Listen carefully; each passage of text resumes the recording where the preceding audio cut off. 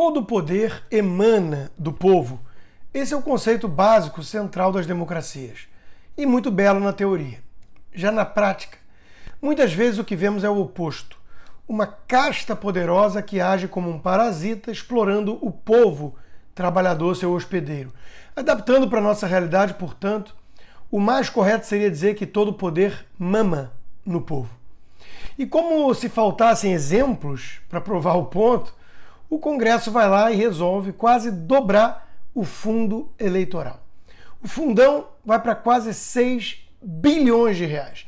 Passou numa malandragem das raposas que cuidam do galinheiro, metendo ali o aumento junto da LDO, da Lei de Diretrizes Orçamentárias, que precisava ser aprovada para garantir o orçamento do governo.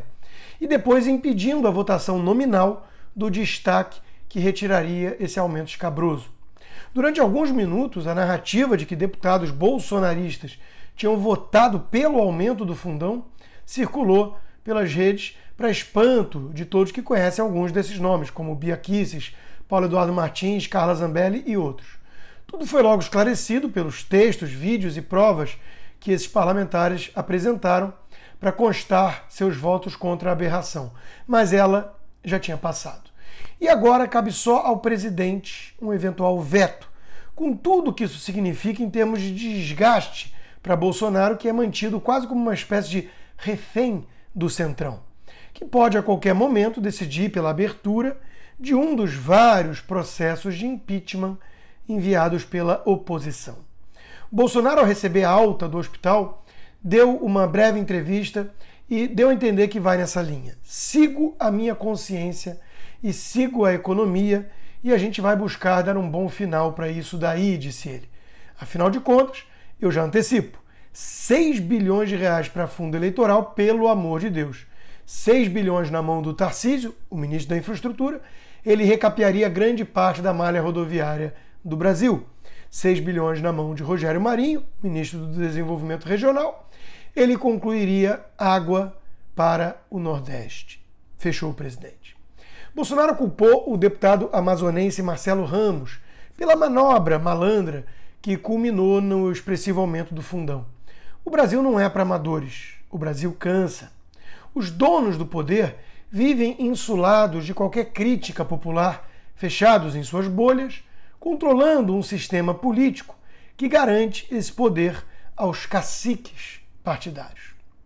Luiz Felipe Dávila, publisher do Virtu News, escreveu uma coluna hoje sobre esse descompromisso com a própria nação que estaria à deriva e sem noção de prioridades, e alertou para aquilo que ainda pode piorar. De acordo com o estudo do INPA, esse valor do fundão coloca o Brasil no primeiro lugar do ranking mundial dos países que mais gastam dinheiro público em campanha. Trata-se de uma vergonha para uma nação que tem prioridades urgentes, entre elas tirar 25 milhões de brasileiros da miséria e promover programas de requalificação profissional para proteger 15 milhões de brasileiros desempregados. Além de aumentar o dinheiro do fundão, o Congresso cogita mudar as regras do jogo para as próximas eleições. E não são as urnas auditáveis, não. Uma das propostas é criar o Destritão, um modelo desastroso, segundo Dávila, que não é utilizado por nenhuma democracia séria do mundo, ao contrário do voto distrital, e que enfraquece os partidos e beneficia a eleição de candidatos que podem ser reis ou rainhas de popularidade, mas sem ter necessariamente nenhum vínculo com as regiões dos seus estados. Em outras palavras, diz Dávila, o Distritão prefere que se vote em tiriricas no lugar de deputados que representam as diversas cidades do interior do estado e setores como o agronegócio, a indústria e o comércio. Entrou em debate também o tal semipresidencialismo, defendido por Barroso, por Temer e outros, e tema do editorial do Estadão de hoje, favorável à mudança. Ocorre que com esse número atual de partidos que temos, a coisa seria bastante complicada, para dizer o mínimo, ainda que tenha uma lógica que possa fazer sentido para reduzir o fisiologismo. Uma reforma política decente que reduzisse a concentração de poder seria crucial para o país, mas o risco é sempre piorar aquilo que já é péssimo. Dávila conclui seu artigo.